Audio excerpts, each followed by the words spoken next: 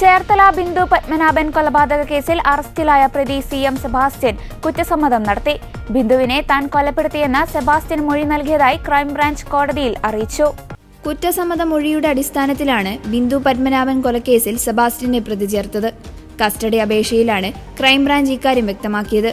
ജൈനമ്മ കൊലപാതക കേസിൽ റിമാൻഡിൽ കഴിയുന്ന സെബാസ്റ്റ്യനെ ക്രൈംബ്രാഞ്ച് കഴിഞ്ഞ ദിവസം ജയിലിലെത്തി അറസ്റ്റ് രേഖപ്പെടുത്തിയിരുന്നു.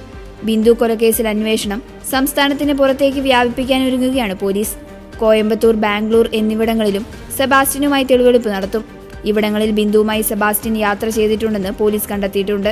കേരളത്തിന് പുറത്തു വെച്ചാണോ ബിന്ദു കൊല്ലപ്പെട്ടതെന്നും സംശയമുണ്ടെന്നും പോലീസ് അറിയിച്ചു. ബിന്ദു പത്മനാഭനെ സെബാസ്റ്റ്യനും ഒരു സുഹൃത്തും ചേർന്ന് കൊലപ്പെടുത്തിയെന്ന ശബ്ദരേഖ അടുത്തിടെ പുറത്തു വന്നിരുന്നു. ദല്ലാളായ സോഡോ പൊന്നപ്പൻ എന്നയാൾ അയൽവാസിയായ കടകരപ്പള്ളി സ്വദേശിനി ശശികലയോടാണ് കൊലപാതക വിവരം വെളിപ്പെടുത്തിയത്. 4 വർഷം മുൻപാണ് ശശികലയോട് സോഡോ പൊന്നപ്പൻ സംസാരിച്ചത്. 2006 ബിന്ദുവിനെ കാണാതായത്. 2017 സെപ്റ്റംബർ 17 ബിന്ദു പത്മനാഭന്റെ സഹോദരൻ പ്രവീൺ കുമാർ ആഭ്യന്തര വകുപ്പിന് പരാതി നൽകിയത്. അതിനിടെ ബിന്ദുവിന്റെ സ്ഥലം വ്യാജരേഖ ചമച്ച് വിൽപ്പന നടത്തിയതിന് സെബാസ്റ്റ്യൻ അറസ്റ്റിലായിരുന്നു.